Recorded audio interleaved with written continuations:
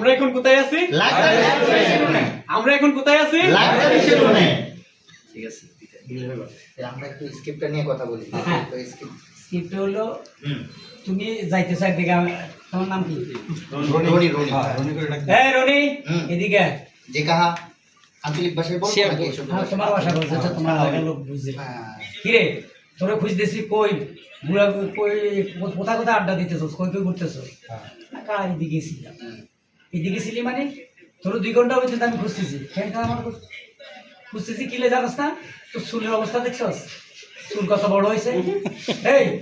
এই ফাটার মতো দে এত লম্বা লম্বা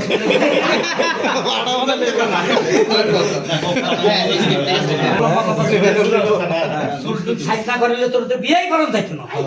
যারা দেখতে আসে কখনো চুল ভালো লাগে না, চুলে নাকি তোরা পছন্দ করে না। তোলে পাত্রে দেখবো কেমনে? এখন চল চুল কাটাবো। আরে কাহা আমি